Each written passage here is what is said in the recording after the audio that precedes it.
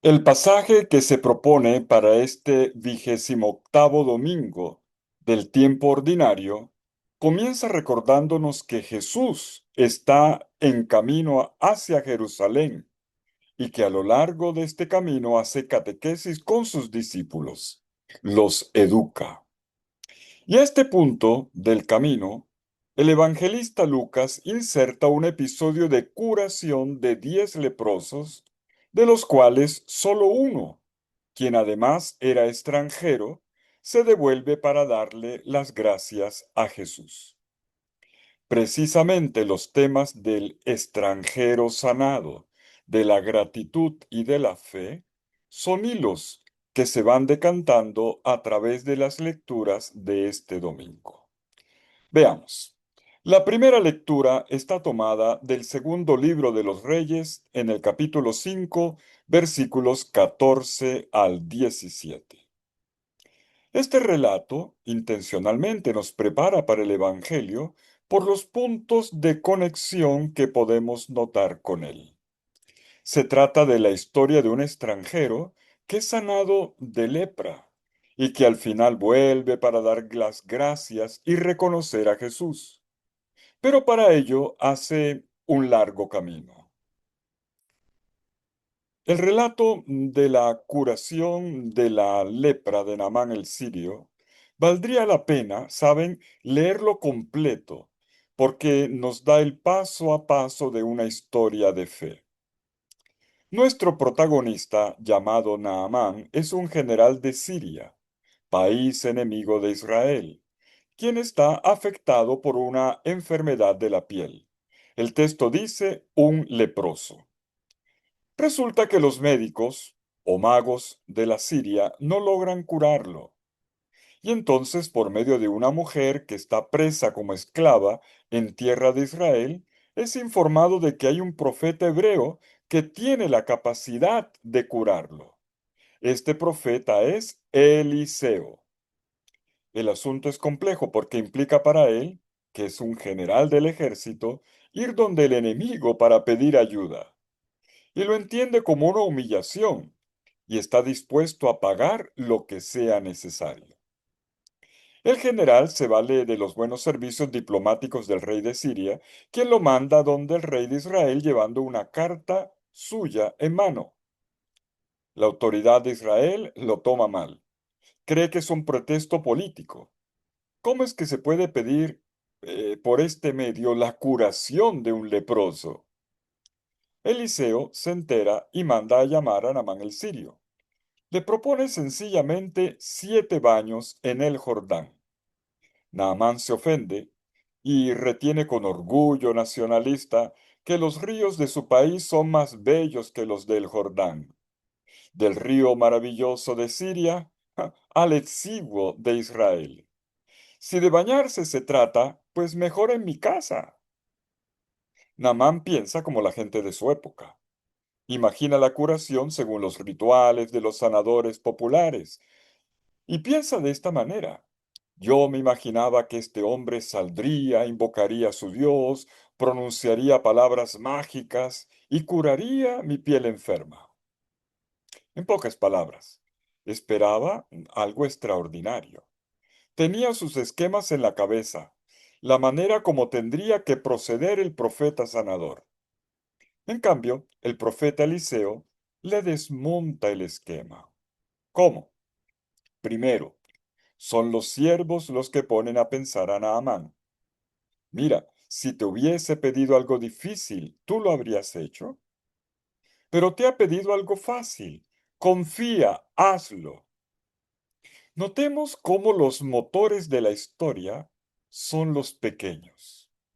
Todo había partido inicialmente de una joven esclava que sabía que había un profeta que lo podía sanar en Israel.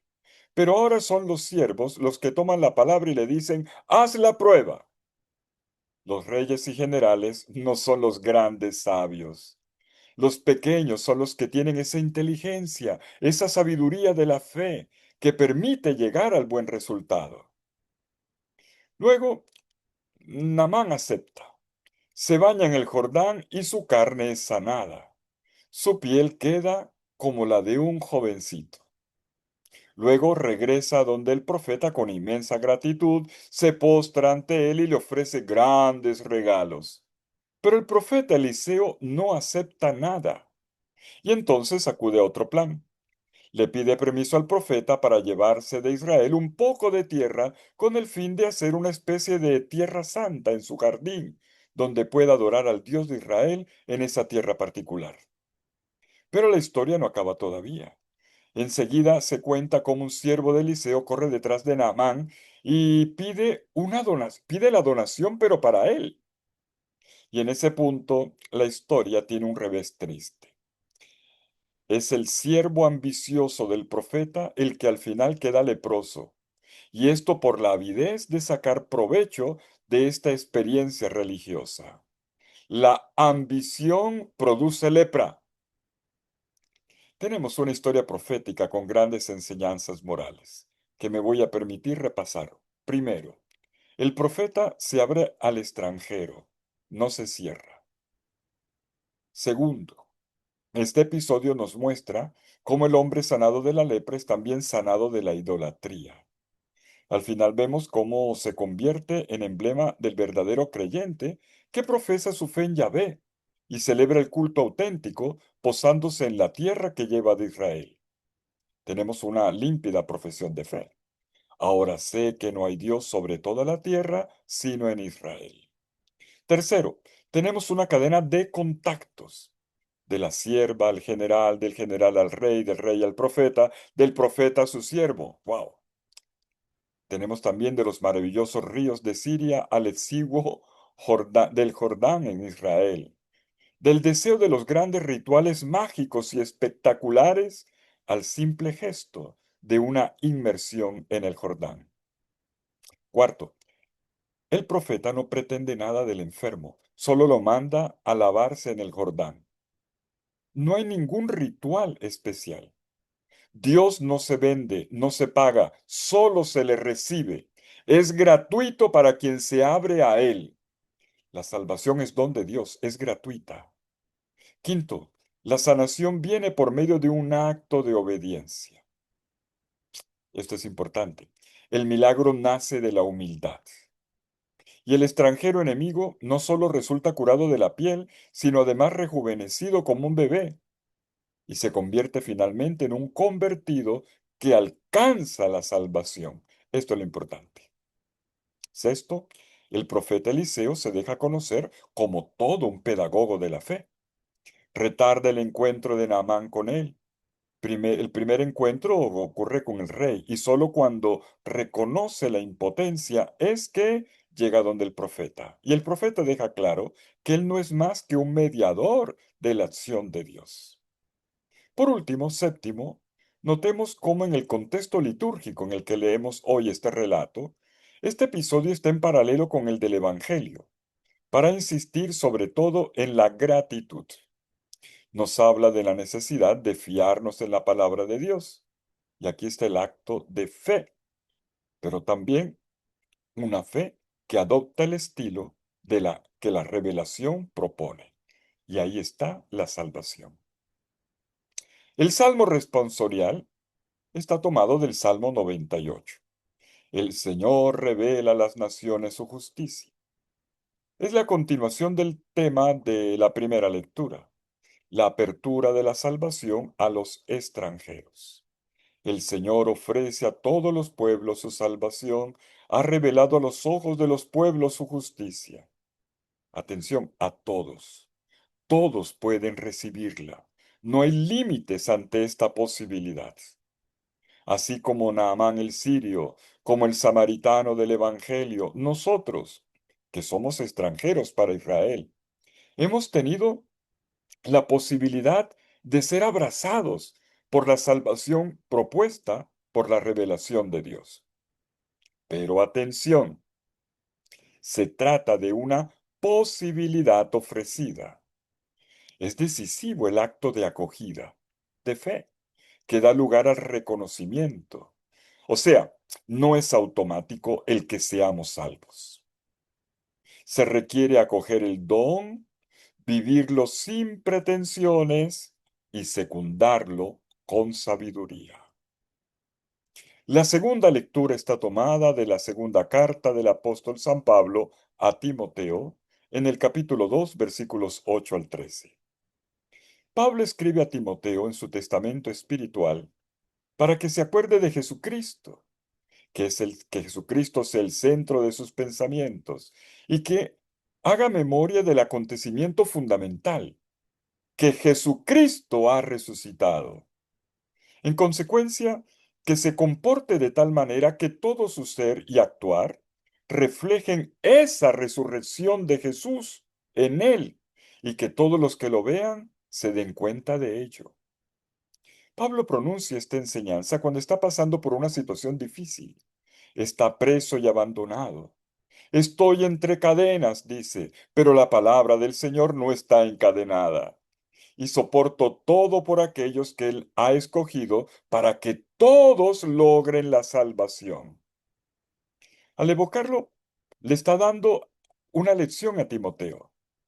No te dejes bloquear por el hecho de que tu maestro también esté en prisión y que sea un condenado a muerte. Fíate de la promesa del Señor. Si con Él perseveramos, con Él reinaremos. Si morimos con Él viviremos. Si resistimos, obtendremos la recompensa. Si lo renegamos, Él permanece fiel. Pablo tiene conciencia de que se irá, pero está seguro de que el Señor Jesucristo permanecerá siempre, vivo y actuante, de manera siempre renovada en medio de su iglesia. Y esto quiere decir que la resurrección de Cristo no es simplemente una marcha triunfal hacia el cielo, sino también un retorno a la realidad de cada día en la comunidad de los creyentes. Y Pablo le plantea a Timoteo un imperativo. Mira que estoy viviendo mis sufrimientos finales, hazlo tú también. Hay que trabajar por la salvación de otros y por favor, permanezcamos fieles a pesar de todo. Pues esta enseñanza de Pablo parece provenir de un himno bautismal muy antiguo, primitivo, de los primeros cristianos, donde el elemento profundo de la fe y de la esperanza está en la participación en la vida misma del Señor, vivir con Él todo, en vida y en muerte y en vida. Y entonces, ¿por qué aguantar tanto? En su prisión en Roma, Pablo tenía muy presente la pasión de Cristo. La llevaba también él en su cuerpo. Y esta pasión es ofrecida por otros, para que ellos alcancen la salvación que proviene de Cristo Jesús, dice Pablo. Entonces la invitación de Pablo es esta. Acuérdate de Jesucristo, de todo lo que ha hecho por ti. Reconoce y muestra gratitud ante aquel que te ha ofrecido la salvación y vívela con docilidad, entregándote tú también. Esta es la confianza de Pablo. Y como veremos enseguida, de la curación se puede pasar a la salvación, acogiendo con perseverancia la obra del Señor. Finalmente el Evangelio. Lucas capítulo 17 versículos 11 al 17.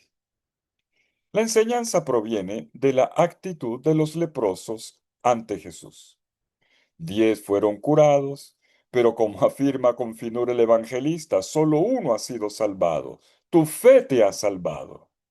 Es la frase conclusiva puesta en boca de Jesús.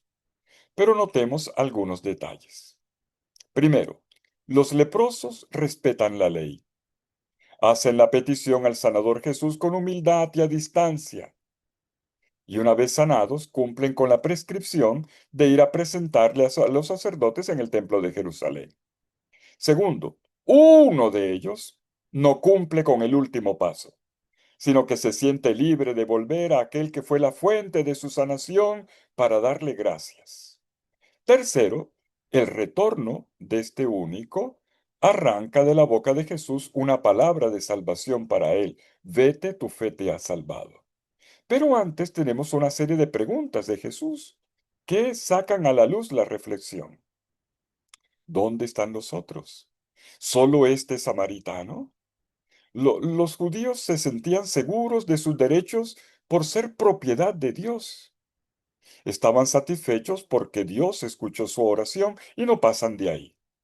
En cambio, el extranjero, samaritano, heterodoxo, considerado de raza bastarda, vituperado casi como los paganos, resulta más sensible y abierto al Señor cuando reconoce que todo proviene de un don exclusivo de la bondad del Señor, no de sus derechos nacionales o de sus méritos personales.